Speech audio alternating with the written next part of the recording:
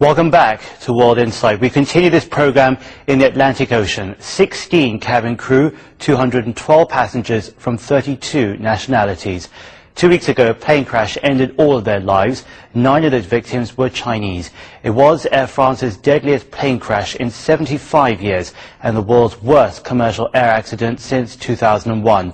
Well, a fortnight on, and all hope of finding any survivors has been reluctantly abandoned. But the recovery work continues to find the real reasons behind this disaster. A man dreaming of his imminent retirement. A couple on their way to their honeymoon. A group of workers returning from a vacation award. For many, the trip could mark a new beginning. They boarded the Air France flight 447 at the Rio de Janeiro International Airport on May the 31st, expecting to arrive in Paris at noon the next day.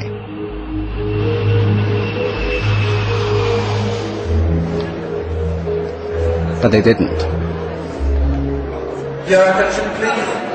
We invite passengers waiting for the Air France flight 447 coming from Rio to proceed at the Air France information desk located arrival level of Terminal 2. 4 hours after takeoff, the 4-year-old Airbus with 228 people on board disappeared over the Atlantic Ocean.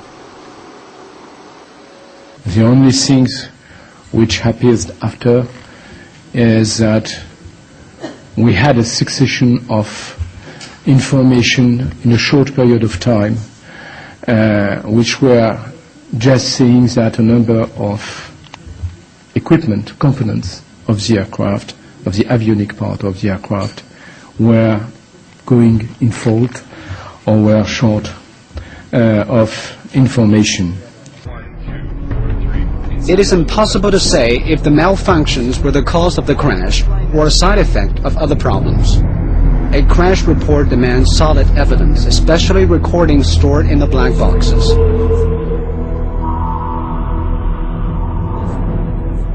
Massive operations are underway to search for debris. Military aircraft, a frigate, and a submarine have been dispatched.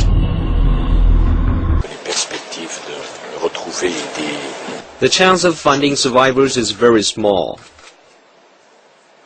We have sent boats and planes to the area.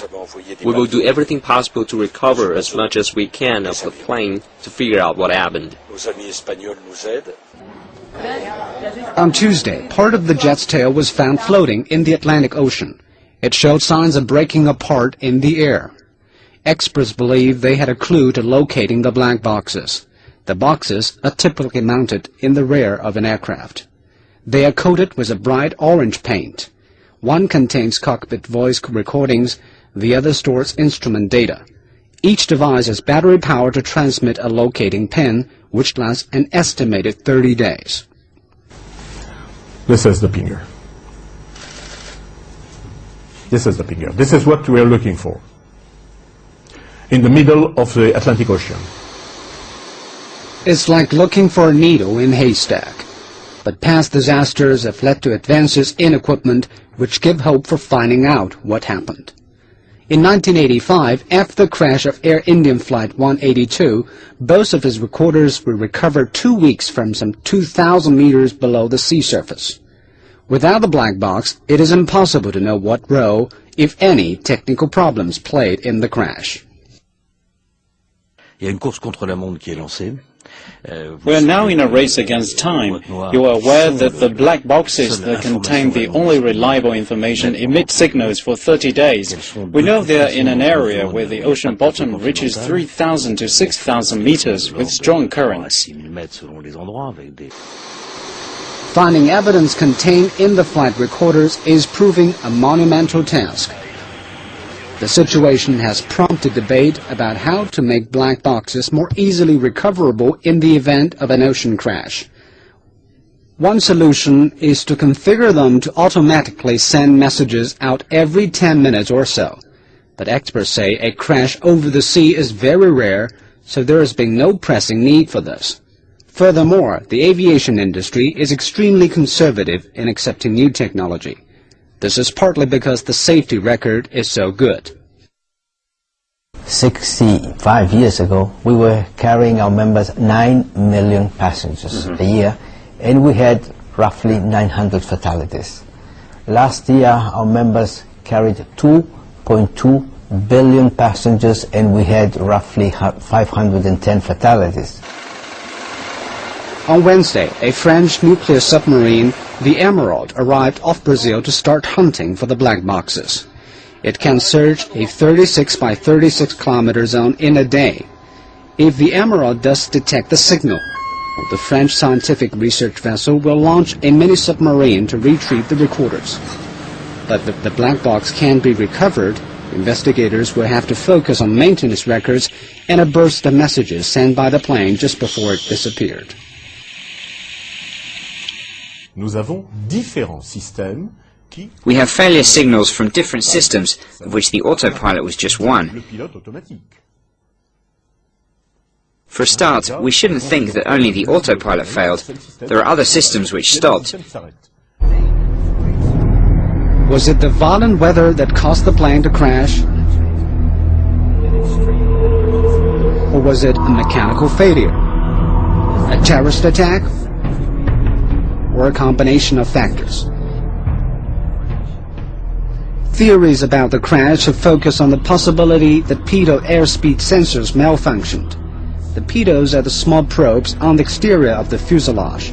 They gauge the plane's speed by measuring the pressure of air rushing into them. As the plane passed through storms, the sensors may have iced up, feeding wrong data. This might have confused the plane's fly-by-wire computer system and its pilots. Airbus has faced problems with the pitos on its A330 aircraft dating back to at least 2001.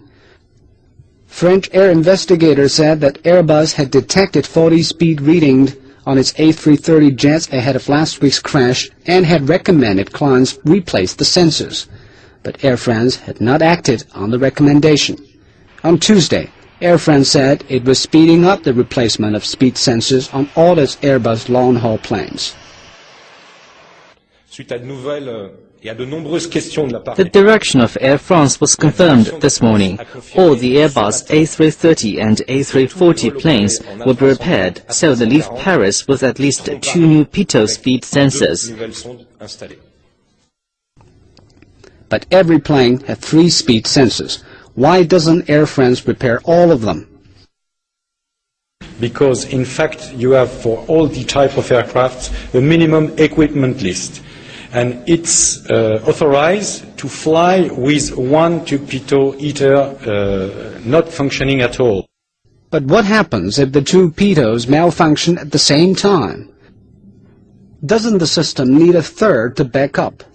France's chief crash investigator has stressed it is too soon to say if the speed sensors are to blame for the crash. But even the smallest oversight can bring disaster to over 100 people and families around the world. And the airline industry owes it to everyone to do whatever it can to ensure a happy landing.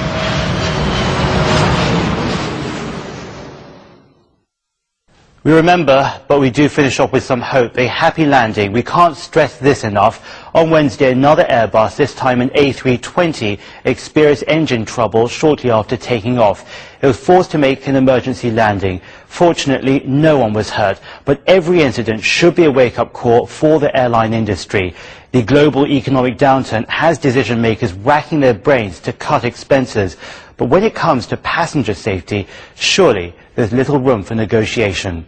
You're watching World Insight. Coming up next, we'll talk about gay marriage, for better or for worse.